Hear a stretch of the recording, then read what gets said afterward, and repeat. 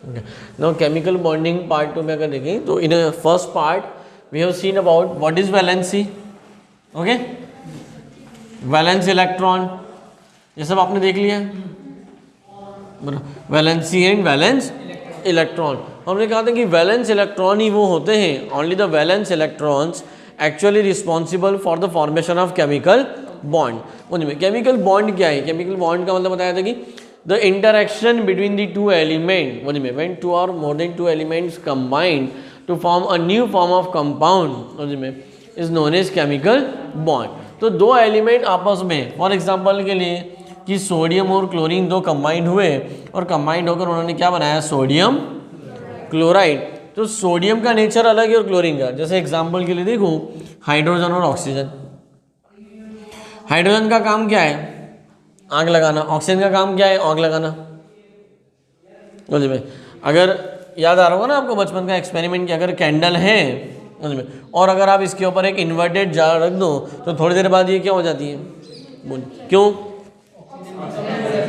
मतलब इस कैंडल के जलते रहने के लिए यानी आग के फैलने के लिए आग लगाने. इवन मैच स्टिक जो आप जलाते हो वो मैच स्टिक भी ऑक्सीजन की अब्सेंस में नहीं जलेगी आप कितना भी करते रहो.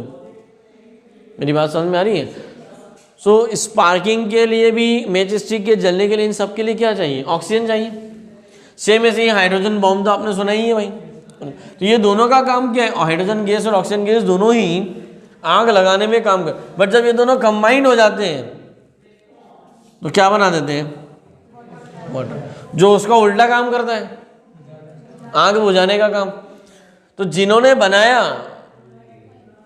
उनसे बिल्कुल अपोजिट काम है इसका.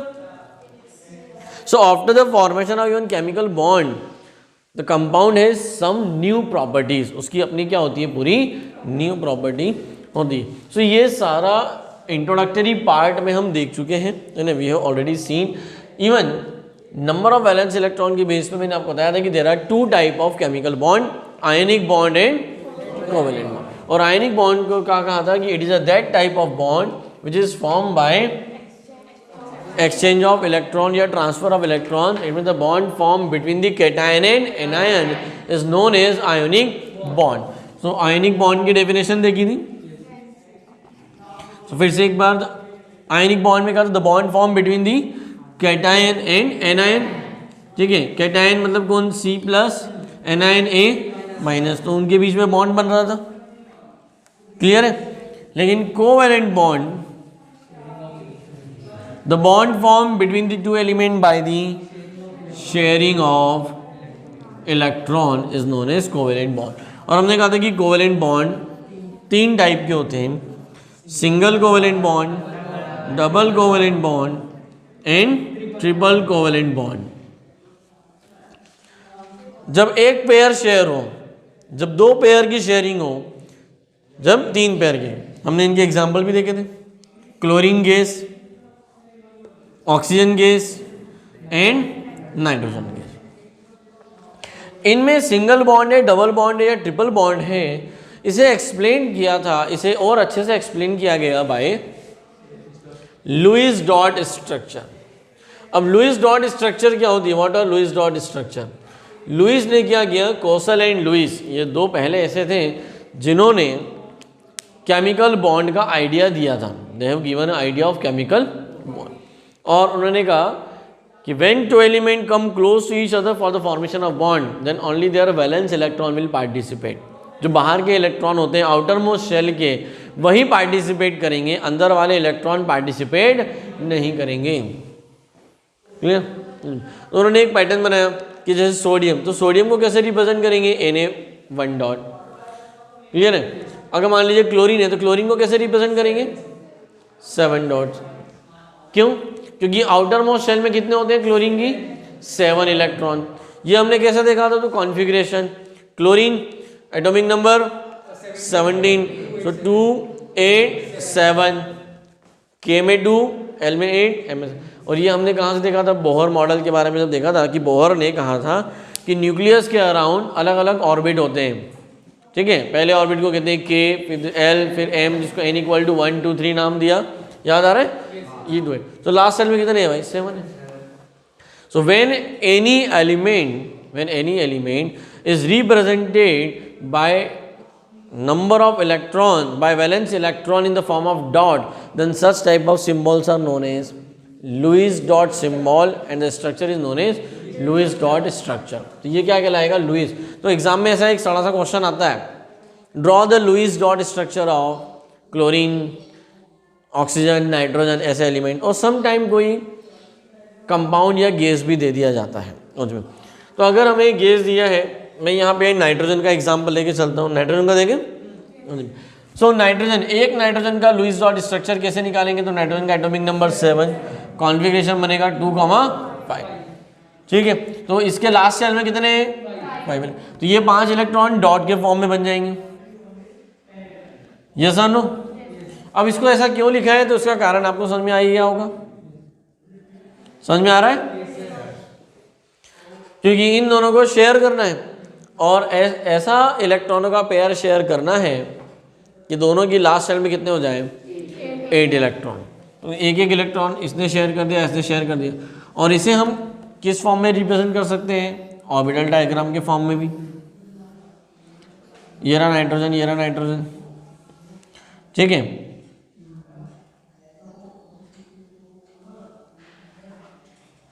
कुछ बात समझ में आ रही है? अब अगर आप इस सर्कल के अंदर देखेंगे तो आपको, और इस सर्कल में इसका भी ऑक्टेट कंप्लीट, इसका भी ऑक्टेट. सो नाइट्रोजन गैस में, यानी in nitrogen gas a triple bond is present. कौन सा बॉन्ड है? Triple bond. क्लियर है? आज हमें देखना है बॉन्ड बिटवीन मुझ में अल्केन, एल्कीन और अल्काइन, और ये होते क्या, यानी some of the hydrocarbons, and difference between ionic bond and covalent bond.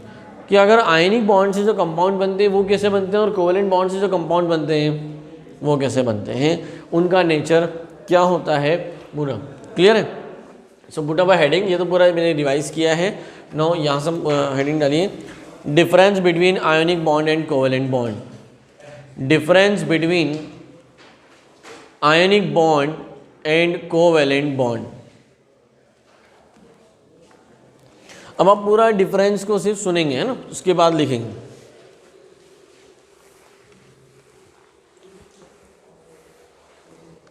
जब आपको डिफरेंस लिखने को आया है, डायरेक्ट लिखना शुरू नहीं करना है, पहले समझो. सबसे पहला डिफरेंस जो आएगा वो तो उनकी डेफिनेशन का ही आएगा. यानी यहाँ पे मैं लिख रहा हूँ कैरेक्टर, कि किस कैरेक्टर के बेस पे हम उनका आयनिक बॉन्ड की हम डेफिनेशन देते हैं. तो कैसे देते हैं? The bond formed between the two elements by the exchange of electron.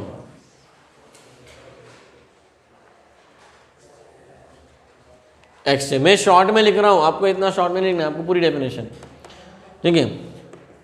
The bond formed between two elements by sharing of electron.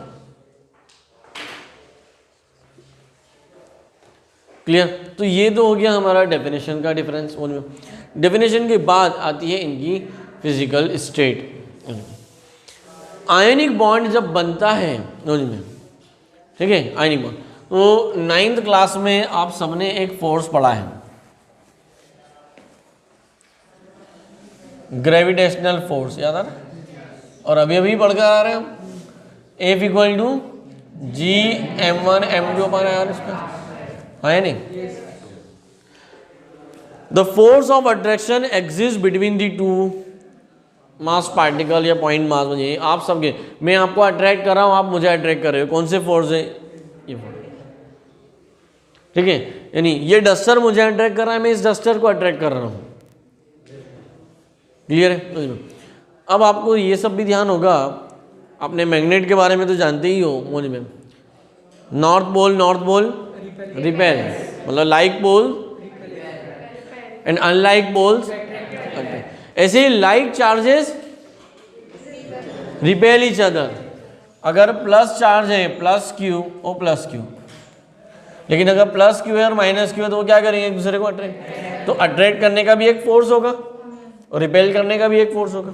तो जैसे ग्रेविटेशनल फोर्स होता है, वैसे ही दो चार्ज पार्टिकल के बीच में इलेक्ट्रोस्टैटिक फोर्स होता है. क्या होता है बेटा? फॉर्मूला लगभग सेम ही होता है. ये ग्रेविटेशनल फोर्स है और F ही इलेक्ट्रोस्टैटिक फोर्स. Fe कौन सा, ये लिखना नहीं है, ये चीज समझना है, इसका डिफरेंस से क्या रिलेशन, बस वो देखो, electrostatic force Fe equal to K Q1 Q2 by R square. मतलब if a two charge particle Q1 and Q2 are separated by a distance R, then force is directly proportional to product of their charge and inversely proportional to square of distance between them. Same sentence just like that. ये क्या हो गया, यहाँ G की एक value होती है, वैसे यहाँ K की वैल्यू होती है, K इक्वल टू होता है 1/4 पाई एप्सिलॉन 0 तो उसका, but electrostatic force is the strongest force, it is a much much stronger than gravitational force, इतना स्ट्रांग होता है। और कोई सब्सटेंस सॉलिड, लिक्विड या गैस स्टेट में कब होता है? क्या आप इस फिगर को देख के बता सकते हो? मैं एक फिगर बना रहा हूं आपके सामने,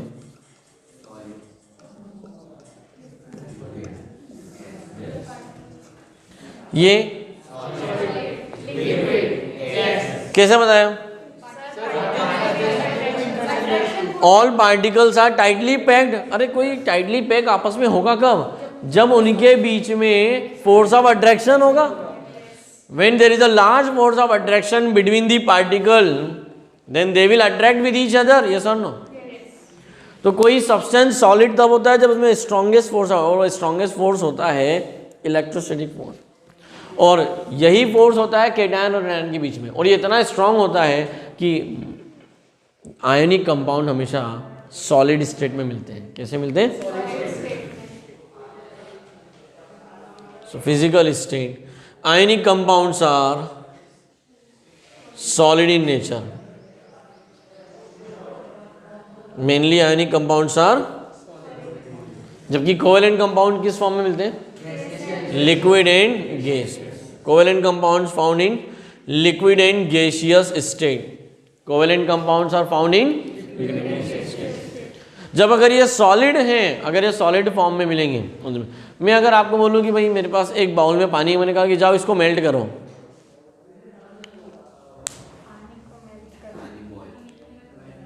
तो ऑलरेडी मेल्ट है, उसको क्या मेल्ट करें? मैं आयरन को बोलेंगे तो समझ में, यानी मेल्ट किसको करते हैं? सॉलिड होता है। तो अब आप बता सकते हो कि आयनिक कंपाउंड और कोवेलेंट कंपाउंड में से किसका मेल्टिंग पॉइंट ज्यादा होगा? Melting point of ionic compounds are higher than, क्योंकि इनको मेल्ट करने की जरूरत ही नहीं है, पहले से ही मेल्ट है ना। और अगर इनको मेल्ट करने की बात कर भी रहे हैं तो क्या करा? जैसे मैंने कहा, क्या करा? वाटर लिया, वाटर को फ्रीज कर दिया और फिर मेल्ट किया। तो वाटर का मेल्टिंग पॉइंट, वाटर का जो मेल्टिंग पॉइंट किसी आयनिक कंपाउंड की तुलना में तो बहुत ही कम आएगा, क्योंकि वो हमने उसे जबरदस्ती फ्रीज किया है। नॉर्मल टेम्परेचर पे तो वो लिक्विड फॉर्म में रहता है। बात समझ में आ रहा है? सो मेल्टिंग पॉइंट, मैं से एमपी लिख रहा हूँ पर मध्य प्रदेश नहीं है वो, है ना, तो मैं शॉर्ट में लिख रहा हूँ high melting point, they have very high. Reason समझ में आ रहा है? Why they have high melting point? अगर ऐसा क्वेश्चन पूछ लूं, because all the particles of ionic compounds are tightly packed because of electrostatic force of attraction, they are very very close to each other, they have very high melting point, they have low melting point, a very very high boiling point, low boiling point. इतना difference समझ में आया? Last difference आ रहा है conductivity. क्या आ रहा है बेटा? और ये सबसे इंपॉर्टेंट डिफरेंस है।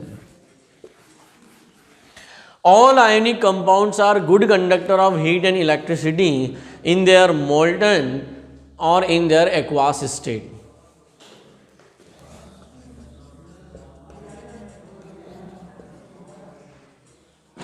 All ionic compounds are good conductor, ठीक है? All ionic compounds are good conductor of heat and electricity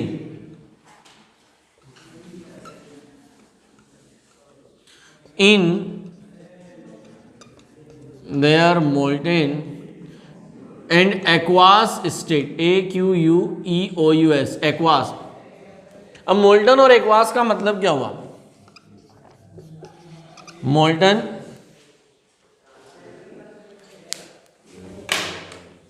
and aqueous.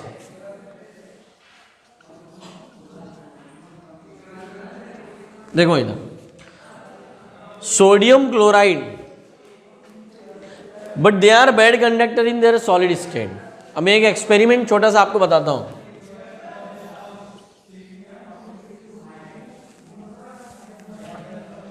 यहां पे मैंने लिया प्योर सोडियम क्लोराइड का पाउडर, नमक का पाउडर, ठीक है, और इसमें एक वायर डीप करा, ठीक है, बैटरी से कनेक्ट करके, और आप यहां से इस नमक को हाथ लगाओ, क्या आपको करंट लगेगा? अभी मैंने क्या किया, सोडियम क्लोराइड को एक बाउल में लिया, पाउडर को, इसको हीट कर करके मेल्ट कर लिया, पिघाल दिया, पानी नहीं डाला उसमें, मेल्ट किया है, ठीक है। जैसे क्या बनाते हैं, सिरप बनाते हैं ना, शुगर सिरप, वैसे हम सॉल्ट का क्या बना रहे हैं, सिरप, है ना, जलेबी को पिलाएंगे ठीक है। तो ये सॉल्ट सिरप समझ लो भाई, उसको पूरा मेल्ट किया, और ये एक बैटरी ली, यहाँ से वायर इसमें डाला और यहाँ से एक वायर डाला, और मेरे भाई साहब चश्मे वाले का, इनका हाथ यहाँ पे लगाया, क्या होगा, ठीक है, इनके बाल खड़े हो जाएंगे, ठीक है। यहाँ पे है pure water,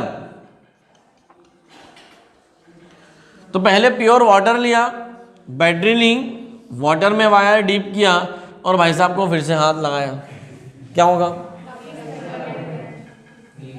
pure water is a bad conductor of electricity. Pure, इसमें कोई आयंस नहीं है। लेकिन अगर इसमें आपने बस थोड़ा सा 4-5 ग्राम, मतलब 4-5 ग्राम भी नहीं, मतलब सिर्फ 1 ग्राम बस नमक इसके अंदर डाल दो, और फिर आप हाथ लगाओ, तो ये क्या है, पानी में नमक का सॉल्यूशन है, उसे क्या बोलेंगे, एक्वास सॉल्यूशन ऑफ सॉल्ट। और ये क्या है, मोल्टन यानी पिघला हुआ सॉल्ट। तो मोल्टन स्टेट में और एक्वास स्टेट दोनों में ही सोडियम क्लोराइड क्या है, गुड कंडक्टर, लेकिन इन सॉलिड स्टेट में कैसा है? तो कंडक्टर का मतलब क्या होता है, the flow of ions. Solid form में आप जब सॉलिड नमक को हाथ लगाते हो या खाते हो मुझ में, तो आप सॉलिड सॉल्ट में कहीं कह नहीं सकते कि भाई मैंने Na+ खाया, ये स्वाद तो Na+ का आया है ना। लेकिन जैसे ही नमक को पानी में डालते हो क्या होता है, Na+ और Cl- उनमें फॉर्म हो जाती है, आयोनाइज हो जाते हैं। यानी पानी में आप जैसे ही वाटर में सोडियम क्लोराइड को ऐड करते हो ना, उनमें पानी के अंदर जाते ही Na पे प्लस चार्ज आ जाता है और Cl पे माइनस चार्ज आ जाता है। और फिर मैं आपको प्रिंसिपल ऑफ सोलिबिलिटी पढ़ाऊंगा उसमें कि जो वाटर है वो इस Na को अलग कर लेता है और Cl को अलग कर देता है, नहीं समझे? और ये Na+ और जो Cl- है ये डिज़ोल्व कैसे होते हैं, देखिए भाई, है ना, मतलब बहुत शॉर्ट में फिनिश कर रहा हूँ इसलिए। आप एक बाउल लीजिए, ठीक है, एक ग्लास, ठीक है, ग्लास बनाते हैं। तो ये मान लीजिए एक बीकर या ग्लास है, और इसमें 50 ml पानी आता है, ओनली 50 ml, कितना आता है बेटा, ठीक है, पूरा ऊपर 50 ml तक भरा है। अब 1 ml भी अगर आपने पानी ऊपर डाला, ओवरफ्लो होकर बाहर आने लगेगा। मैंने 1 स्पून सॉल्ट लिया और इसमें सिर्फ ऐड किया, इसको हिलाने वाला कुछ भी नहीं है, धीरे से ऐड किया, बिल्कुल स्लो मोशन में। बताओ पानी बाहर आएगा कि नहीं आएगा? क्यों? तो ऊपर आना चाहिए ना, क्वांटिटी तो बड़ी है ना।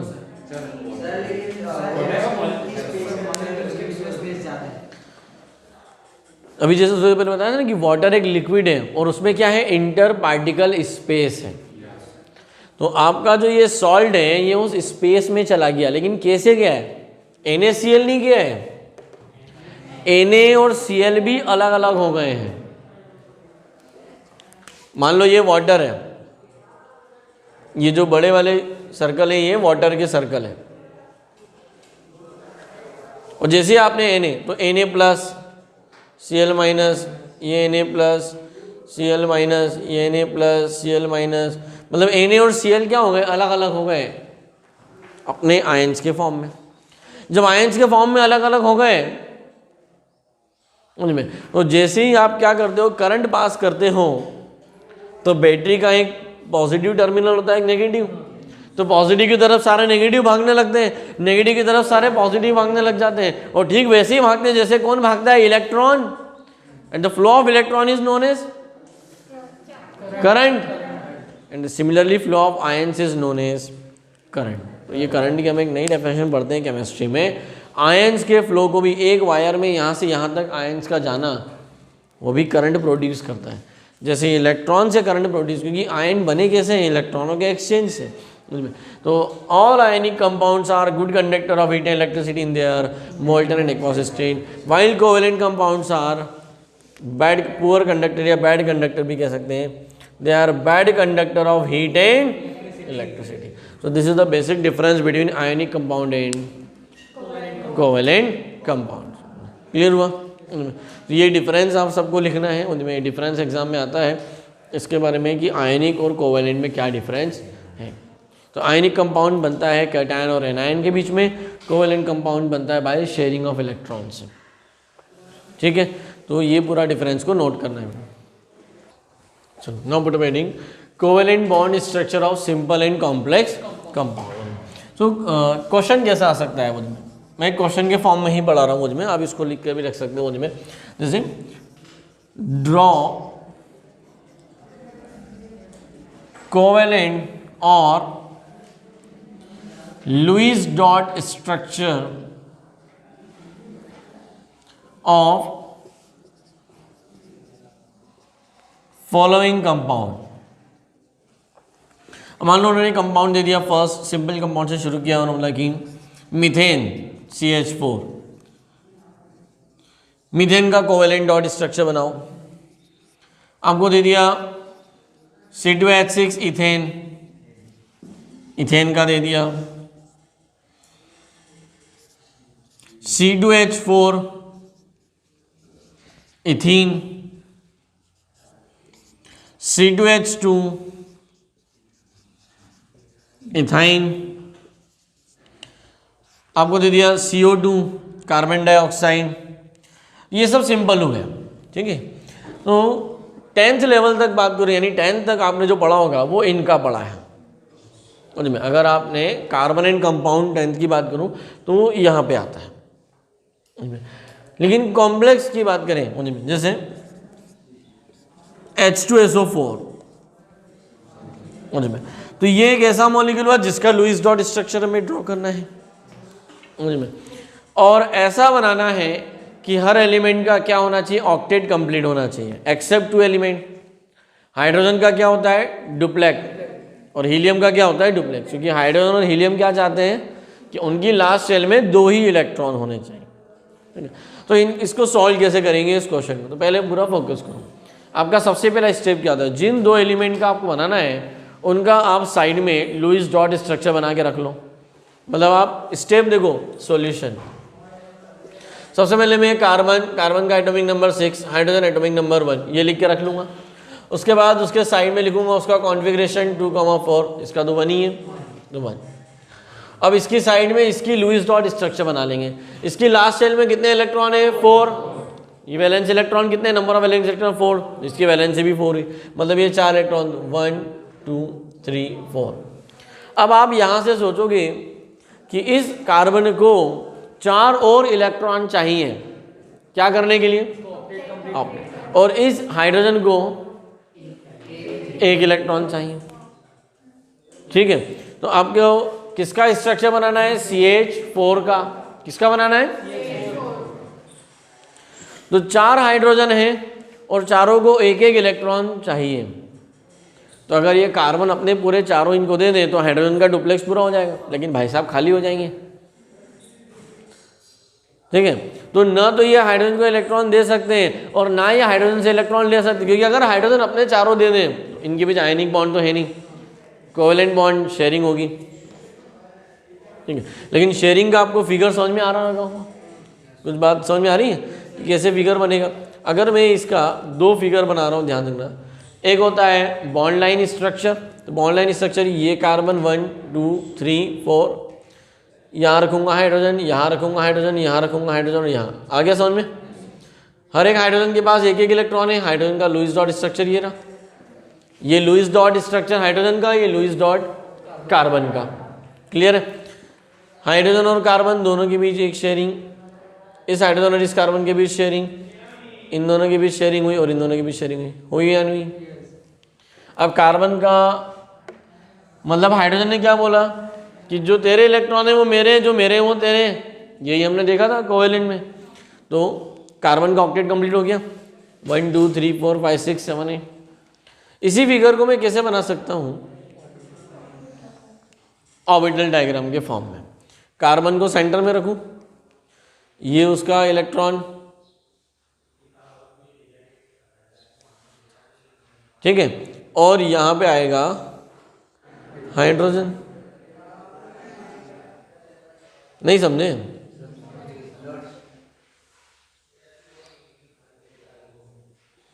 अब यहाँ दोनों के बीच शेयरिंग हो रही है, तो ये हाइड्रोजन का इलेक्ट्रॉन आ गया, यस और नो।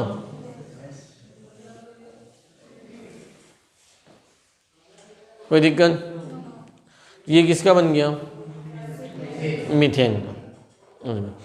अब जिसे मैं इथेन C2H6 लिखा है, उस इथेन को हम ध्यान से देखें तो वो एक्चुअल में ऐसा है।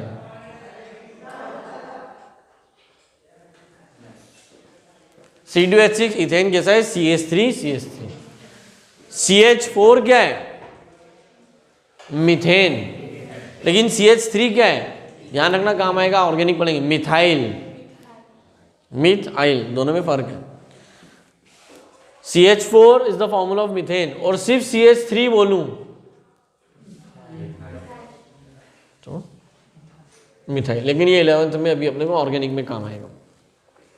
तो इसका लुईस डॉट स्ट्रक्चर अब इजी हो गया। तो मैं फास्ट बनाऊं चलेगा, उसको देख के आप ऑर्बिटल बना सकते हो, या मैं ऑर्बिटल बनाऊं तो आप पहली दो स्टेप सेम है।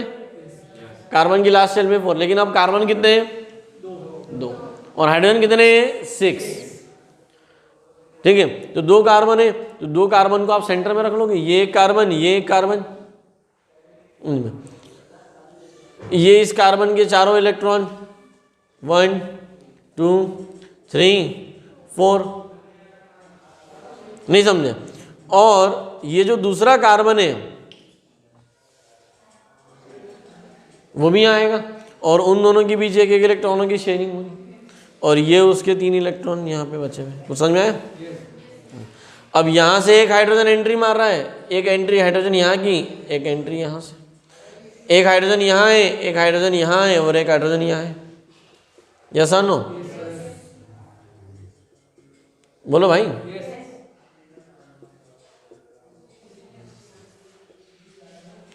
अगर इसे बॉन्ड लाइन फॉर्म में, बॉन्ड लाइन रिप्रेजेंटेशन बनाऊं, तो एक कार्बन ये रहा, दूसरा कार्बन ये रहा, इस कार्बन के 4 इलेक्ट्रॉन इसके आसपास रखो, ये इस कार्बन के 4 इलेक्ट्रॉन, रटना नहीं है, आप पहली स्टेप ऐसे करोगे। और हमारा टारगेट क्या है कि कार्बन के चारों ओर 8 इलेक्ट्रॉन हो जाना चाहिए।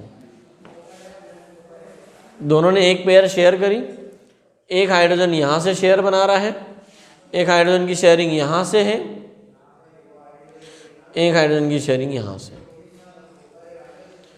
तो इतना तो आपके माइंड में सेट हो गया होगा। ऊपर वाली स्ट्रक्चर देखिए कि कार्बन के चारों ओर 4 बॉन्ड बन सकते हैं। We can make 4 single bond around a carbon, यानी कार्बन की मैक्सिमम वैलेंसी कितनी है, 4। वो 4 से ज़्यादा बॉन्ड नहीं बना सकता। याद रखने का तरीका वो सिंपल, कार्बन मैक्सिमम कितने ब्याह कर सकता है, 4 से ज़्यादा ब्याह नहीं कर, उससे ज़्यादा करेगा तो क्या है, गैर कानूनी, जेल हो जाएगी। ठीक है, कितने ब्याह कर सकता है वो, 4 उनमें। तो देखो भाई, अब आपको कैसे याद रखना है, 2 कार्बन, दोनों को 4 ब्याह करना है। इस कार्बन को 4 ब्याओ, इस कार्बन को 4 ब्याओ, यानी टोटल, ठीक है, 8 प्राणी होना चाहिए ना ब्याव करने के लिए। अवेलेबल कितने हैं? 6 ही हाइड्रोजन है, ठीक है। तो 3-3 से तो दोनों ने ब्याव कर लिया उन्हीं में, और एक आपस में ब्याव कर लिया उन्हीं में, है ना। अभी तो सुप्रीम कोर्ट ने सब परमिशन दे दी है, हाँ या नहीं? नहीं बोलते भाई। ये कौन सा हुआ? इथेन। किसका हुआ? इथेन। लेकिन इन सब में कैसा है? सिंगल बॉन्ड है। कभी कभी एग्जाम में ऐसा भी क्वेश्चन आ जाता है कि show that the ethane contain all single bond. तो कैसे शो करोगे? इस डायग्राम से। क्लियर? मुझे में तो ये मीथेन का हो गया और इथेन का हो गया ना। अभी आने वाले नेक्स्ट भी देख लेते हैं फटाफट, उन्हीं में इसको लिख लो। Now covalent structure of C2H4 ethene. तो अब इथीन का बनाना है। मीथेन के फिगर से आपको इतना क्लियर हो गया कि कार्बन की वैलेंसी 4 है, मतलब कार्बन 4 सिंगल बॉन्ड बना सकता है। 4 टाइप ऑफ सिंगल बॉन्ड, मतलब अधिकतम 4 ब्याह कर सकता है ये। अब यहाँ पे फिर से 2 कार्बन, ये एक कार्बन, ये दूसरा कार्बन, ये बिल्कुल तैयार है कि लाओ 4 ब्याह करने के लिए। ये कार्बन भी तैयार है, लाओ 4 लोग ब्याह करने के लिए। लेकिन अवेलेबल कितने हैं? 4 ही हाइड्रोजन है, ठीक है। तो दोनों में बंटवारा हो गया, 2 प्राणी यहाँ चले गए, 2 प्राणी यहाँ चले गए। लेकिन अभी भी 2 वैलेंसी खाली है, ठीक है, हाँ या नहीं? यहाँ हम ऐसा भी कह सकते हैं कि कार्बन के घर में 4 कुर्सियाँ होती हैं, ठीक है। सभी कुर्सी पे किसी न किसी को बिठाना है। यहाँ पे क्या है? 4 ही लोग हैं। आपको समझ में आ रहा है? यहाँ पे क्या होगा? Double bond. क्या आएगा? तो मैं डायरेक्ट बॉन्ड बना रहा हूँ तो उससे ऑर्बिटल बना लोगे, यस और नो? तो ये कार्बन, ये कार्बन, ये एक इलेक्ट्रॉन, ये एक इलेक्ट्रॉन, ये एक इलेक्ट्रॉन, ये एक इलेक्ट्रॉन। सबसे पहला स्टेप वही करेंगे कि आप लुईस डॉट बना लो, उससे आपको क्लियर हो जाएगा। और ये दोनों इलेक्ट्रॉन यहाँ रखेंगे, इन दोनों के बीच क्या हो जाएगी? डबल बॉन्ड बन जाएगा, और एक हाइड्रोजन यहाँ आ जाएगा, एक हाइड्रोजन यहाँ आ जाएगा, वो शेयर करेगा अपने इलेक्ट्रॉन। क्लियर? तो क्या बन जाएगा? इथीन का बॉन्ड लाइन स्ट्रक्चर। उसी से आप क्या बना सकते हो? ऑर्बिटल डायग्राम, ठीक है। तो ये हो गया। नेक्स्ट आता है हमारा इथाइन, जिसका फॉर्मूला है C2H2, ठीक है। अब यहाँ पे 2 कार्बन और 2 ही हाइड्रोजन है, तो कार्बन और कार्बन के बीच क्या होगा? ट्रिपल बॉन्ड बन जाएगा, जैसा नो उसका डायग्राम। क्योंकि एक इलेक्ट्रॉन ये रहा, इसका एक इलेक्ट्रॉन ये रहा, इससे हाइड्रोजन जुड़ गया, तो भाई यहाँ पे तो ब्याह कंप्लीट हो गया, ठीक है। आपको जो भी याद रखना है, देखो ये सब याद रखने के तरीके हैं। आप ऐसे याद सकते हो कि कार्बन नाम के प्राणी के 4 लड़के हैं जिनका ब्याह करना है, मुझ में लड़के 4 हैं, यहाँ भी लड़के 4 हैं, टोटल लड़के 8 हैं। मुझ में बालिकाएं कितनी अवेलेबल है? 4। बहुत शॉर्टेज है मार्केट में, ठीक है। तो ये यहाँ पे तो और भी ज़्यादा दिक्कत वाला मामला है, ठीक है। तो ये क्या करेंगे, ठीक है, तो आपस में ही वो सब अपना काम चला लेंगे, है ना। ये अभी अपनी सुप्रीम कोर्ट जो है वो बहुत सारी छूट दे चुकी है, हो गया। अब क्या बचा है? यहाँ आपको ज़रा देखें अब कैसे करोगे। तो आप खुद अपनी माइंड में देखने से पहले ही इमेजिन करके रखो कि पहली स्टेप कार्बन 6, पहला स्टेप लुईस डॉट स्ट्रक्चर बनाना है। 6 2,4 4 इलेक्ट्रॉन यहाँ पर बना के रख लिए। ऑक्सीजन एटॉमिक नंबर 8 2,6, हाँ या नहीं? अब इस कार्बन, लेकिन कार्बन डाइऑक्साइड में ऑक्सीजन कितने हैं? 2 हैं, और कार्बन एक ही है। दोनों ऑक्सीजन का ऑक्टेट कंप्लीट करना है और कार्बन का भी ऑक्टेट कंप्लीट करना है। तो आपको मैथमेटिक्स बनाना पड़ेगा कि हम क्या करें। नहीं समझे? इस ऑक्सीजन का मतलब इस ऑक्सीजन को 2 इलेक्ट्रॉन चाहिए। मान लो इस कार्बन ने 2 इलेक्ट्रॉन दे दिए, तो कार्बन ने 2 इसको दे दिए, इसका ऑक्टेट कंप्लीट। वहीं दूसरा ऑक्सीजन आया, उसको भी 2 दे दिए, भाई साहब के पास क्या बचा? लेकिन इससे हमें ये आइडिया मिल गया कि अगर दो ये इसके साथ शेयर कर लें और दो इससे शेयर कर लें तो इसका भी ऑक्टेट हो जाएगा, उसका भी ऑक्टेट और कार्बन का भी ऑक्टेट हो जाएगा ना। कुछ बात समझ में आ रही है? मतलब you have to think about it कि मुझे तो कार्बन को सेंट्रल में रखना है,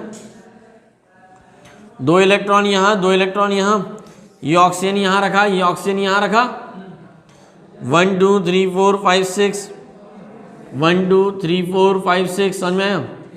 ये इसने शेयर कर लिए, ये इसने शेयर कर ली, क्योंकि हमें क्या पता है भाई कि कार्बन मैक्सिमम 4 बॉन्ड बना सकता है, किसी भी कार्बन के चारों ओर 4 से ज़्यादा बॉन्ड नहीं होना चाहिए। देखो कार्बन के चारों ओर 4 ही बॉन्ड है ना। अब इस कार्बन का ऑक्टेट कंप्लीट हो गया, कैसे? इस कार्बन के पास कितने इलेक्ट्रॉन हैं? 1 2 3 4 5 6 7, क्योंकि जो इसके हैं वो तो है ही, ऑक्सीजन के भी इसके हो गए, और इस ऑक्सीजन का भी ऑक्टेट कंप्लीट हो गया ना, इसका भी ऑक्टेट कंप्लीट हो गया, बोलते नहीं हो? तो ये किसका स्ट्रक्चर बन गया? Carbon dioxide CO2। कोई दिक्कत? नेक्स्ट H2SO4 सल्फ्यूरिक एसिड, ये बढ़िया स्ट्रक्चर है। देखो यहाँ पे कितने एलिमेंट है वो सारे देखो, हाइड्रोजन 1, कॉन्फ़िगरेशन 1, लुईस स्ट्रक्चर 1 हो गया। चलो ऑक्सीजन 8 2,6 1 2 3 4 5 6, लेकिन ऑक्सीजन कितने हैं? 4। ऑक्सीजन कितने? सल्फर 2 8 6, ठीक है? आ रहा समझ में? तो सल्फर के अराउंड भी कितने हैं? सल्फर को भी अपने ऑक्टेट कंप्लीट करना है, इन सारे ऑक्सीजन को भी करना है और हाइड्रोजन को भी करना है, लेकिन हाइड्रोजन भी कितने हैं? 2 हैं। हाइड्रोजन कितने हैं? 2 हैं, ठीक है? तो ये इसका लुईस डॉट स्ट्रक्चर कैसे बनेगा, सभी को समझ में आ रहा है कि sulphur act as a central atom, तो सल्फर को हमने यहाँ बीच में रखा, ठीक है? और इसके पास कितने हैं? 6 इलेक्ट्रॉन, मतलब यहाँ पे लास्ट में कितने? 6 है। अगर इसके पास 6 इलेक्ट्रॉन है और 4 ऑक्सीजन हैं, ध्यान से समझना, हर ऑक्सीजन को 2 इलेक्ट्रॉन चाहिए। कितने चाहिए? तो आपको इलेक्ट्रॉन की रिक्वायरमेंट कितनी है ये देखो, और देने वाले कितने हैं। इस ऑक्सीजन को 4 ऑक्सीजन को टोटल 8 इलेक्ट्रॉन की आवश्यकता है, 2 हाइड्रोजन 2 इलेक्ट्रॉन की आवश्यकता है, टोटल 10 इलेक्ट्रॉन चाहिए। अगर सल्फर देगा भी तो 3 लोगों को ही दे सकता है, मतलब वो कितने मैक्सिमम 6 इलेक्ट्रॉन प्रोवाइड कर सकता है, लेकिन कुछ इलेक्ट्रॉन तो ये ऑक्सीजन भी दे सकते हैं। तो इनका कॉम्बिनेशन जब आप बनाओगे, यानी अरेंजमेंट, ध्यान रखना, आप देखिए एक ऑक्सीजन, दूसरा ऑक्सीजन, तीसरा ऑक्सीजन और चौथा ऑक्सीजन। मैं ऐसा क्यों लिख रहा हूँ उसका कारण समझ में आएगा। 1 2 3 4 5 6, आराम से। इस ऑक्सीजन के पास कितने हैं? 6 इलेक्ट्रॉन हैं। 1 2 3 4 5 6 हो गया? क्लियर है? अभी ध्यान से देखो, आपको मजा आएगा।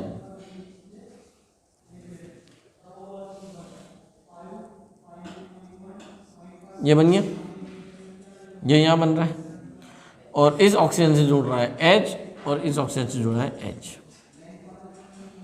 आराम से देखो पूरे स्ट्रक्चर को, जो टॉपिक स्टार्ट होने वाला है यहाँ से।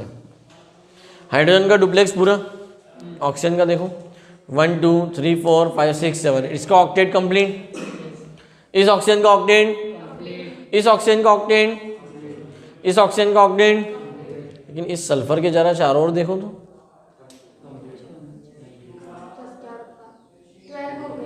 कितने इलेक्ट्रॉन है। लेकिन लुईस बाबा क्या बोल के गए थे? कोसल एंड लुईस ने कहा था कि कोई भी एलिमेंट कंबाइंड इसलिए होता है कि वो अपना ऑक्टेट कंप्लीट करना चाहता है, बट सल्फ्यूरिक एसिड उस रूल को फॉलो नहीं करता। और यहीं से शुरू हो गया लिमिटेशन ऑफ ऑक्टेव रूल। हमारे पास ऐसे कई सारे कंपाउंड हैं जिनके सेंट्रल एलिमेंट के चारों ओर 8 से कम और 8 से ज़्यादा इलेक्ट्रॉन भी हो और वो नेचर में स्टेबल है। इस सवाल का आंसर नहीं था किनके पास, लुईस के पास भी नहीं एंड कोसल के पास भी नहीं। Kossel and Lewis was unable to explain the violation of octave rule by certain compounds। नहीं समझे? तो आपको एक टॉपिक एनसीईआरटी में मिलेगा 11th क्लास में, मुझ में 10th क्लास में नहीं आता, 10th क्लास तक तो ठीक है, लिमिटेशन ऑफ ऑक्टेव में ना, दिस टॉपिक इज गिवन, ये आपको रीड करना है और इसका एग्जाम्पल ये रहा। क्लियर है? समझ में? तो यहाँ से हम नेक्स्ट टॉपिक जो हमारा शुरू होगा वो लिमिटेशन, और इस चैप्टर को थोड़ा सा आगे बढ़ाएंगे, है ना, कि वो कहाँ से चलेगा। बट बॉन्ड्स और इनके ऊपर प्रैक्टिस करना है, इससे रिलेटेड एग्जांपल्स और एनसीईआरटी में जो भी क्वेश्चन दिए हैं वो पैरेलल अपने लगाते चलो। ठीक है।